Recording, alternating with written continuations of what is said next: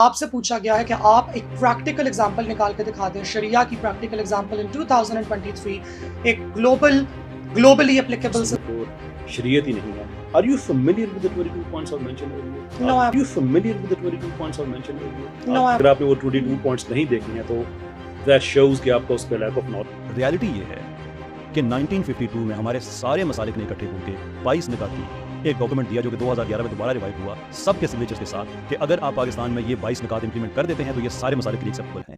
اس سے پہلے میں ایک ویڈیو بنا چکا ہوں جس میں نے بتایا کہ اسلام نظام کو لے کے بہت سارے تضادات ہیں. اس وقت پاکستان، افغانستان، ایران اور سعودی عرب میں اسلامی نظام نافذ ہے، چونکہ وہ فلاپ ہو گیا ہے، اس لیے کوئی ماننے کو تیار ہی نہیں ہے کہ وہاں پہ جو ہے وہ اسلامی نظام نافذ ہے.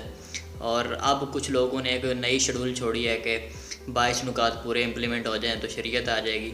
تو آج انہیں 22 نکات کو میں ڈسکس کرنے کے لیے بیٹھا ہوں اور آپ کو بتاؤں گا کہ وہ سارے امپلیمنٹ ہو گئے ہیں، لیکن ملک پھر بھی فلاپ ہو چکا ہے.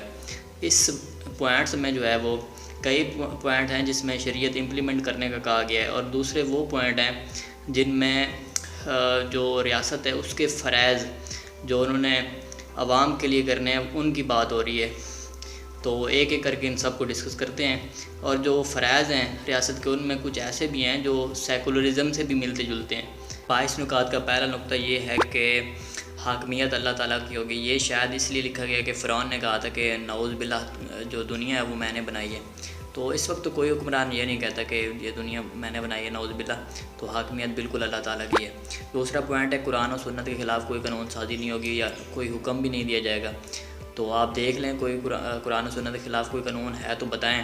اگر ہے تو فیڈرل شریعت کورٹ اور اسلامی نظریاتی کونسل سے رابطہ قائم کریں، کیونکہ وہ دونوں اسی چیز کے لیے بنائے گئے ہیں تاکہ نظر ثانی کی جا سکے کہ کوئی قانون جو ہے وہ قرآن و سنت کے خلاف تو نہیں ہے.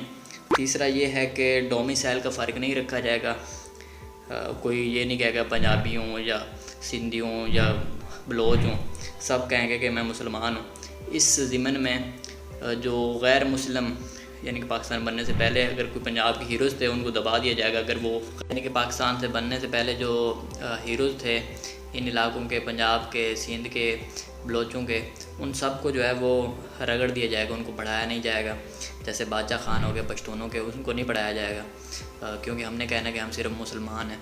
اور اس کے بعد یہ نقطہ بالکل فضول ہے کیونکہ انڈیا میں جو ہے وہ ہندو ریاست ہے، لیکن پھر بھی وہ اقبال کی نظمیں وہاں پہ پڑھاتے ہیں. وہ نہیں دیکھتے کہ یہ مسلمان ہے یا کوئی غیر مسلم ہے. اچھا ٹھیک ہے. اس کے بعد اسلامی شعائر کو فروغ دیا جائے گا، وہ دیا گیا ہے. رمضان آرڈیننس پڑھ لیں. اس کے بعد مسجدیں بنائی گئی ہیں ہر نکر پہ. اس کے بعد مدارس بہت زیادہ پاکستان میں موجود ہیں. ہولی پر بین بھی لگایا گیا ہے کیونکہ وہ غیر اسلامی تھی. شادی بیاہ پر میوزک بجانے پہ بھی پابندی لگی تھی بیچ میں، چونکہ وہ ایک کلچر کا حصہ بن گیا ہے اور کلچر کو نہیں ختم کیا جا سکتا. لوگوں کا ماننا ہے کہ گانے بجانا شادی پہ یا میوزک بجانا جو ہے وہ اس طرح حرام نہیں ہے. اس کے بعد اسی نقطے کا، چوتھے نقطے کا ایک دوسرا پوائنٹ یہ ہے کہ کوئی دوسرا فرقہ ہے تو اس کو اپنے حساب سے تعلیم دی جائے گی. تو اگر یہ تو امپلیمنٹ بھی نہیں ہوا کیونکہ جو اہل تشیع ہیں ان کو وہی سنی کتابیں پڑھنی پڑتی ہیں، سنی اسلامیت پڑھنی پڑتی ہے کیونکہ ان کا عقیدہ امامت ہے اور سنیوں کا جو ہے وہ عقیدہ خلافت ہے. عقیدہ امامت اور عقیدہ خلافت جو ہے وہ ایک دوسرے سے ٹکراتے ہیں. اور کچھ لوگوں کو شیعہ کی اذان سے بھی تکلیف ہے اور وہ کہاں یہ برداشت کریں گے کہ اہل تشیع حضرات کو انہی کا جو ہے وہ مذہب پڑھایا جائے. یہ اس پہ امپلیمنٹ آج تک نہیں ہوا. اس کے بعد پانچواں یہ ہے کہ اسلامی ممالک سے اچھے تعلقات رکھے جائیں گے، یعنی کہ بہتر تعلقات، دوسرے ممالک سے زیادہ تعلقات ان سے رکھے جائیں گے. اور یہ بھی نہیں دیکھا جائے گا کوئی ایرانی ہے، افغانی ہے یا عرب ہے.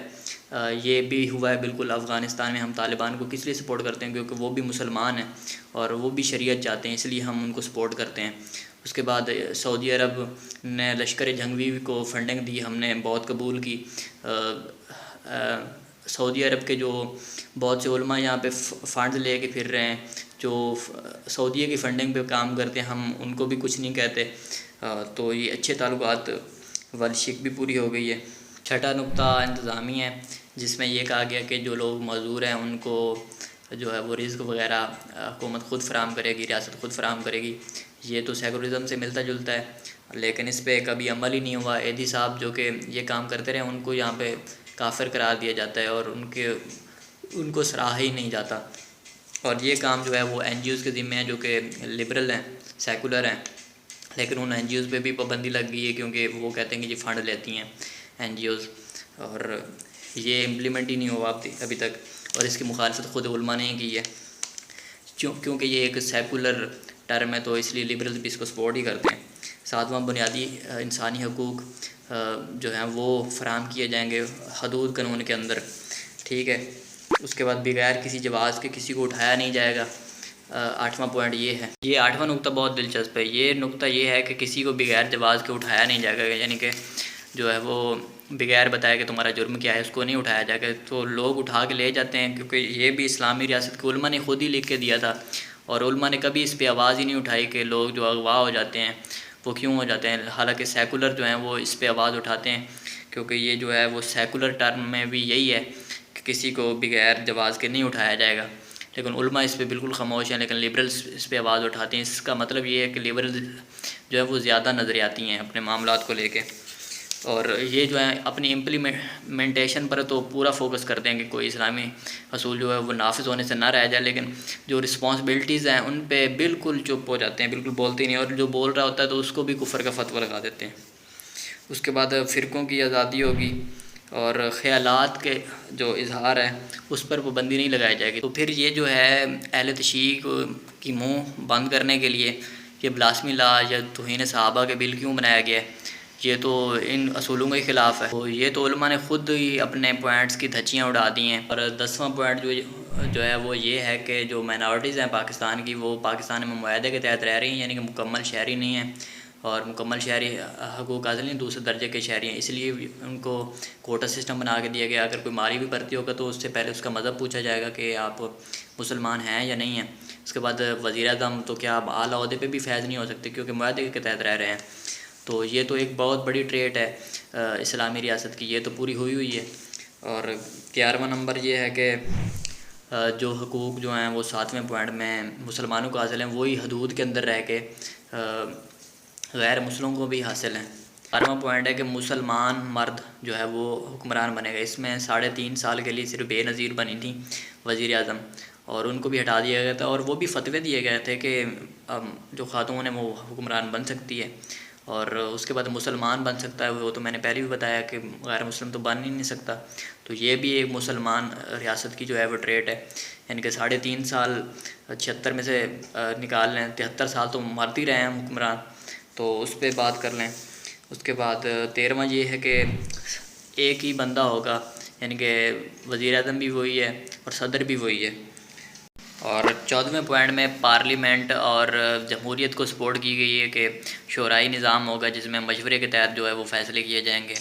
اس کے بعد 15واں پوائنٹ ہے کہ عین کو معطل نہیں کیا جا سکتا کیونکہ عین جو ہے وہ محافظ ہے اسلام کا بھی اور ملک کا بھی, تو اس کو معطل نہیں کیا جائے گا. تو اس میں یہ پوائنٹ ہے کہ جب عین معطل ہوا ہے جب بھی, تو یہ جو مذہبی جماعتیں ہیں یا جو اسلامی ریاست والے ہیں یہ بالکل خاموش رہے ہیں, صرف لبرلز ہی بولتے ہیں عین کے معطل ہونے پہ. اس کا مطلب پھر یہی ہے کہ لبرل جو ہیں وہ زیادہ جو ہے وہ کیا نظریاتی ہیں, اور جو اسلامی ریاست والے ہیں وہ اپنے ہی نظریات کو بیچ دیتے ہیں جب ان کو ڈنڈا دکھایا جائے. 16ویں پوائنٹ میں یہ بات کی گئی ہے کہ جو وزیر اعظم ہے اس کو صرف عدم اعتماد کے ذریعے ہی ہٹایا جا سکے گا. اور 18ویں پوائنٹ میں یہ بات کی گئی ہے کہ سپریشن آف پاور ہوگی.